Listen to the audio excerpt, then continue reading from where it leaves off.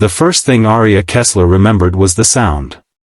Not the screaming metal or the shattering glass, but the terrible, hollow silence that followed. One moment there had been headlights, rain, and the sharp sting of anger still burning in her chest from another argument.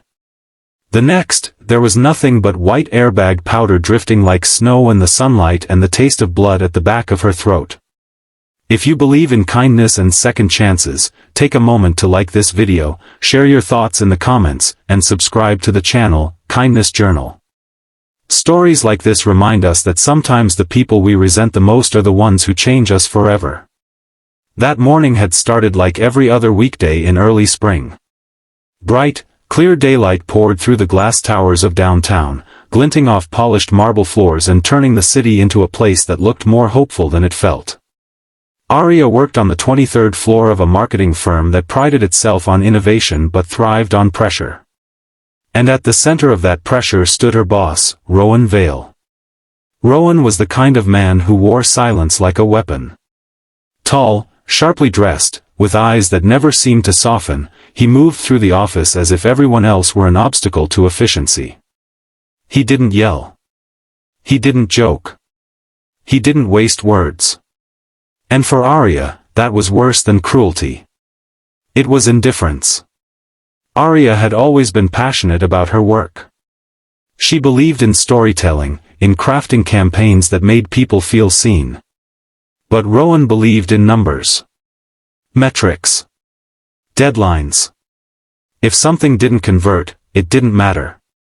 More than once, he had dismantled her presentations with a single raised eyebrow and a quiet, devastating critique.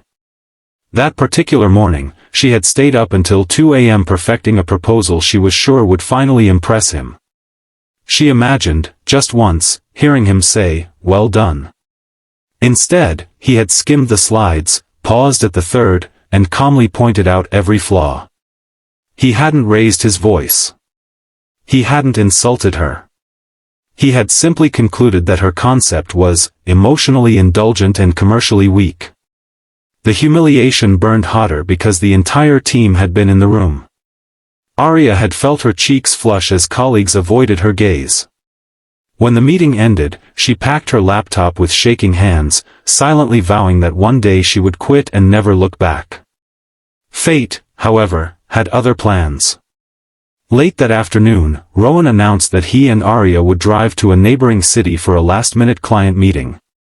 The company car was in maintenance, so they would take Rowan's SUV. The irony wasn't lost on her. Hours earlier she had sworn to avoid him, and now she was trapped beside him for a 2-hour drive. The sky was a brilliant blue when they left, the kind that promised a calm journey. Sunlight flooded the highway, turning fields gold and green. Aria stared out the window, answering emails on her phone, determined to keep conversation to a minimum. Rowan drove with the same precision he brought to the office, hands steady at 10 and 2, eyes fixed on the road. They spoke only once, about the client's expectations. Even then, his tone was measured, professional. No warmth. No hostility. Just distance. The accident happened in a heartbeat. A truck ahead of them swerved violently to avoid debris. Rowan reacted instantly, jerking the wheel. Tires screeched against asphalt. The world tilted. Aria felt her body thrown sideways as the SUV spun, sunlight flashing in fractured patterns across the windshield. There was the deafening crunch of metal colliding with metal, the explosive pop of airbags, and then that awful silence. When Aria opened her eyes, everything was wrong. The SUV lay at an angle in a shallow ditch beside the road. Steam hissed from the crumpled hood. Dust floated through shafts of afternoon light. Her ears rang so loudly she could barely think. She turned her head and saw Rowan slumped against the steering wheel, blood tracing a thin line down his temple. For a split second, fear swallowed her anger whole. She fumbled with her seatbelt, hands trembling, and reached for him. He stirred, groaning. Relief flooded her chest so fast it hurt. The passenger door was jammed, but her side creaked open when she shoved it with all her strength. The air outside smelled of grass and gasoline. There were no other cars in sight. The truck had disappeared over the hill. Her phone screen was cracked, flickering uselessly. Rowan tried to open his door but winced, clutching his ribs.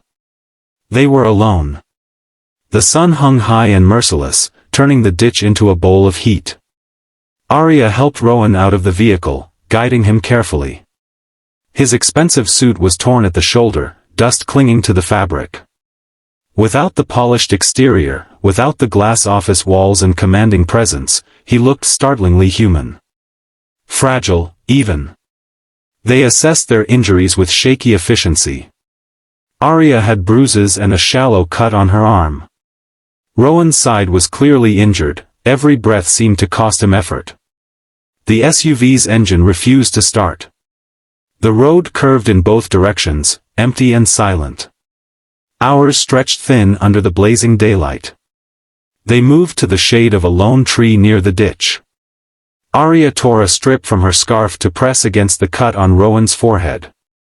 He didn't protest. He didn't issue instructions. He simply let her help him. The first crack in her resentment appeared there, in the quiet vulnerability of that moment.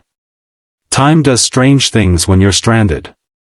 It slows, forcing you to confront thoughts you usually outrun. The anger Aria had carried for months felt distant compared to the immediate reality of survival. She watched Rowan's breathing, counting each inhale, each exhale, terrified it might falter. At one point, he closed his eyes, and she panicked, shaking his shoulder gently. His eyes opened again, softer than she had ever seen them. He thanked her.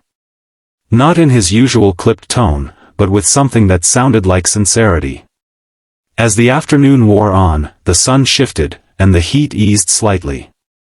Rowan spoke more, perhaps to stay conscious. He told her about growing up in a small town where his family struggled to keep a hardware store afloat.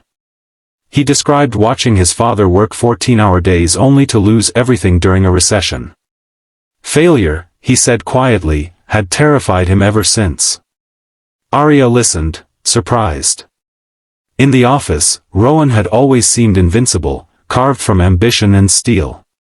Hearing about his fear reframed everything.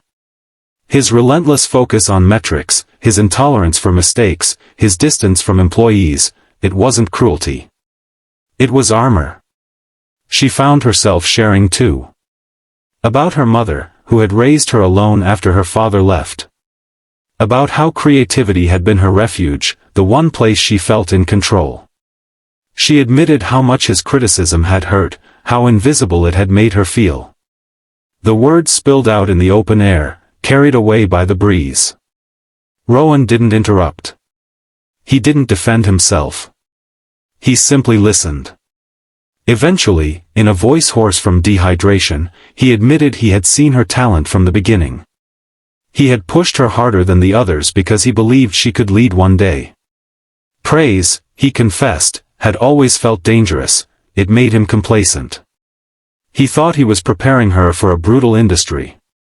He hadn't realized he was breaking her confidence instead. The honesty between them felt more shocking than the crash itself.